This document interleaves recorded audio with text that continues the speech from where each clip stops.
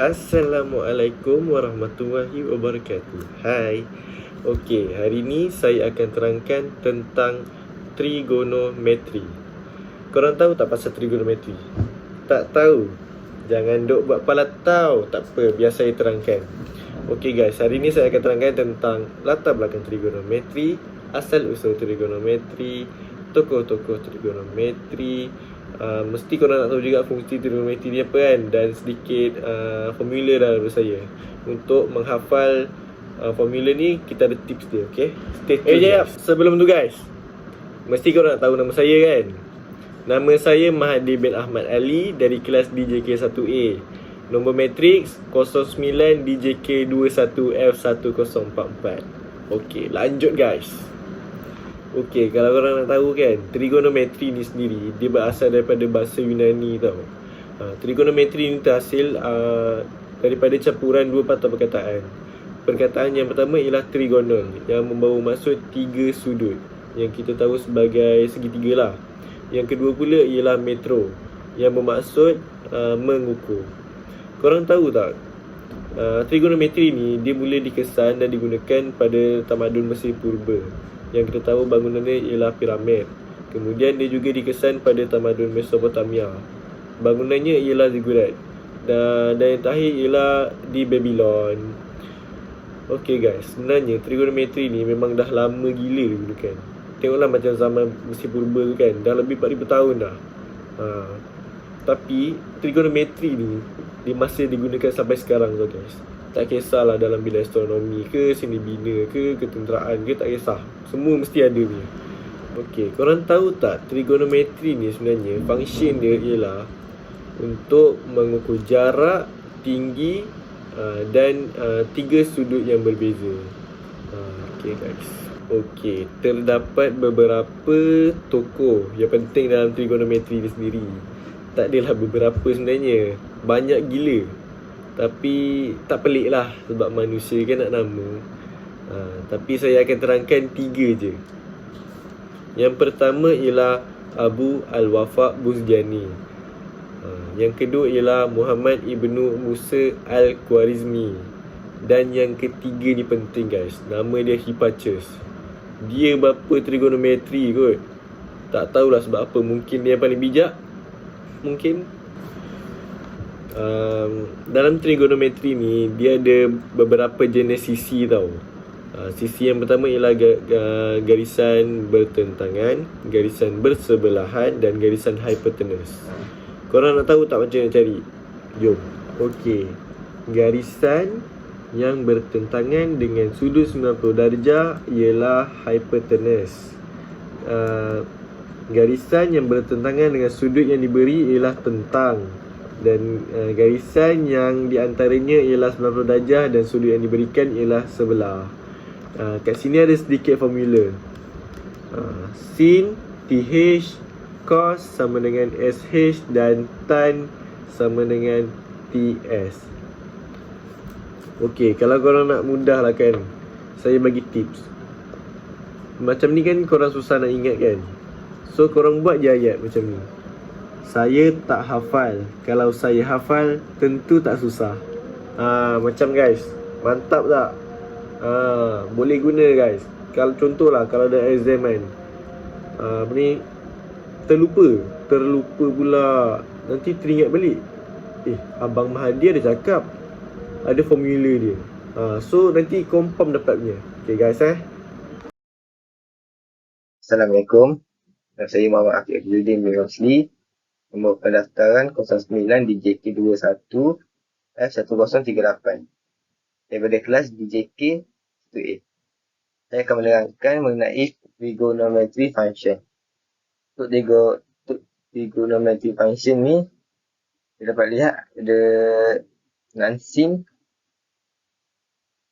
cos, tan, atau dikenali sebagai sokah tua.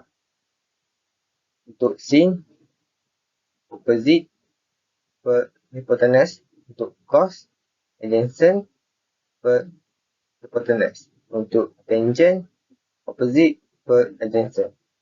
Untuk bahasa Melayu pula, bahasaannya kita akan guna opposite untuk tentang dan S untuk sebelah. Jadi kita akan pergi ke contoh soalan. Contoh soalan diberi, kita akan mencari nilai sudut di sini.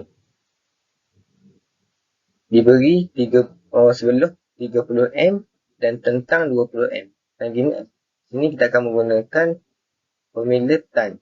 Tan theta per, kita ambil 20 tentang per sebelah 30. Dan kalkulator akan theta ialah 3.3 per 41. Itu adalah sudut sini. Sekian, Assalamualaikum. Okey, untuk soalan kedua, diberi sudut 40 darjah dan daripada sudut 90 ke B diberi 2000. Okey, untuk soalan dia adalah kapal terbang besar A terbang pada 26,000 kaki melihat pesawat yang lebih kecil. Kapal terbang B bergerak pada ketinggian 24,000 kaki. Kira sudut kemurungan 40 darjah. Berapakah jarak garis penglihatan X antara dua satap? Di sini kita akan untuk mencari X. Untuk mencari X, kita boleh menggunakan kaedah sin. Sin per 40 darjah dengan 2000 per X. Pindahkan X ke depan. Jadi, X sama dengan 2000 per sin 40. Klik akan dapat X ialah 311.4. Sekian. Terima kasih. Alright guys, Assalamualaikum warahmatullahi wabarakatuh. Nama saya Muhammad Amirul Ashraf bin Muhammad Salimi. Nombor matrik saya ialah 09DJK21F1041. Alright, tadi korang dah dengar tentang pengenalan, sejarah dan juga formula yang digunakan dalam trigonometri ni. Okey. Jadi sekarang saya akan menyambung penjelasan rakan saya, iaitu saya akan beri contoh-contoh penggunaan trigonometri di dalam bidang ketenteraan, di dalam bidang astronomi dan juga dalam bidang pembinaan. Alright. Pernah dengar tak? Dulu ada satu perang di mana kapal pembinasa USS Porter pernah menyerang Syria dengan 59 peluru berpandu. Baik, macam mana korang terfikir macam mana USS Porter tu, kapal USS Porter boleh tahu jarak mereka dengan Syria? Pasti mereka guna trigonometri. Okey. Bila mereka guna trigonometri, mereka boleh cari sudut, berapa sudut yang diorang perlu tetapkan untuk peluru tu betul-betul kena ke tempat sasaran. Diorang juga perlu tahu jarak.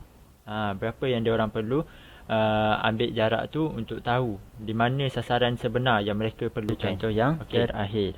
Sekarang ni, korang tahu tak apa bangunan tertinggi di Dubai? Okey, pandai. Bangunan tertinggi di Dubai adalah bangunan Burj Khalifa. Baiklah, korang tengok contoh ni yang saya bagi ni. Okey, contohnya dia ada bagi H dengan S. Okey, sekarang ni kita nak cari dia T. Okey. Bila kita nak cari T, ingat tak Afiq ada cakap formula yang kita kena hafal tu, yang 3 formula tu. Saya tak hafal. Kalau saya hafal, tentu tak susah. Korang dah tahu kan 3 ni kan? Okey. Gunakan 3 ni untuk kita cari tinggi Burj Khalifa. Macam mana kita nak cari? Okey, kita tengok dia dah bagi H dengan S. Alright. Sekarang ni kita tinggal nak cari T je. Okey, korang tengok. Okey, kita boleh guna formula. Kalau saya hafal, pandai. Okey, korang bolehlah cari berapa tinggi dia kalau tu. Itu contoh je, sebagai contoh. Okey. Sekian, terima kasih. Okey guys, kesimpulannya dengan adanya trigonometri, ianya dapat memudahkan kehidupan seharian manusia. Contoh yang pertama, dalam bidang tentera, ianya dapat memudahkan pasukan tentera untuk mencari sudut dan jarak yang tepat terhadap sasaran mereka. Kesannya, sasaran yang hendak mereka serang tidak tersasar dan berjalan lancar. Contoh yang kedua, ianya dapat memudahkan arkitek dalam mencari sudut, jarak dan tinggi yang tepat dalam membina sesebuah bangunan. Kesannya, ianya dapat menjimatkan tempoh projek, dan yang paling penting, ketahanan bangunan itu berada pada tahap yang maksimum dan selamat untuk digunakan. Sekian daripada kepunyaan saya. Terima kasih.